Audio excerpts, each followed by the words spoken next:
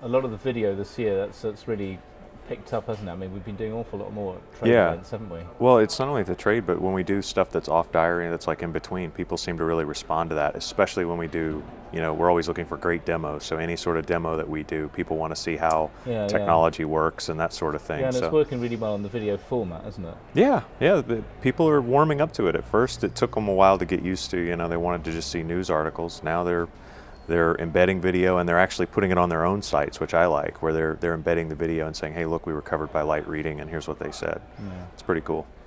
Actually, something that a few people have said to me lately is that the language in some of our LRTV videos has been getting a little bit fruity, a little bit edgy. Do you think that's a fair comment? No, not really. We shouldn't worry about that, because we're not the only ones that get a little saucy with our language. This is a thing at Light Reading that goes all the way to the top. Hi, I'm Joe Brow, Executive Vice President of the Light Reading Communications Network, and I'd like to welcome you today to Ethernet Expo's Summit. Now, as recently as 2008, the average broadband speed here was just 2 bits a second over a DSL connection, which is not by any standards. But China Telecom has been investing around $900 million between then and 2012. We recognize, like anyone, that there are a half a bloggers and Twitter accounts and different, Half a yeah, technical that's term, very specific. Well, I'm a professional. There are these. Now, I met with Sterling this morning for a chat about some video we're doing, and I noticed this morning that his shoes were dull. But now we've met this afternoon for the shoot, well, it's a different story. Now, Sterling, come on, you've got really shoes now. What's the story? Well, it did. Apparently, I look like a tourist. If you can take a look at the shoes here, they are quite shiny, probably the first time ever since I bought them. And I was by a gentleman on the street who shot shoe shine stuff on my shoes and insisted in the crosswalk on shining them for a small fee. So there you go. I've got shiny new shoes and was 5 minutes late for this interview as a result.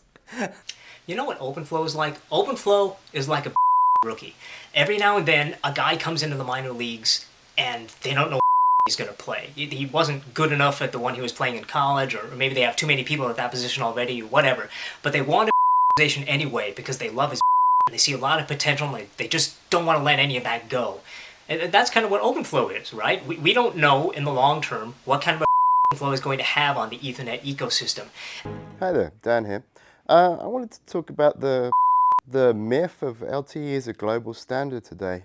I've heard it before, but I don't think people are quite aware enough yet of a LTE in theory works across the world when it gets out. Now, one of the issues that came up on the panel was that there's no value distinction between 3G and 4G in the consumers, and as a result, they don't see the value in buying 4G phones right now. Now, part of the reason of this is that operators definitely the term 4G in all their marketing of their handsets out today, but that's not the only issue. The other issue is that there's no app for LTE right now. Carrier Ethernet is, of course, the infrastructure for the next generation of carrier services and applications. We've covered it on Light Reading, which is by far the world's largest telecom website. Here we are on the Telco TV show floor for the fourth day, and my feet are really tired. And fortunately, I'm here to see a demo from some I don't know.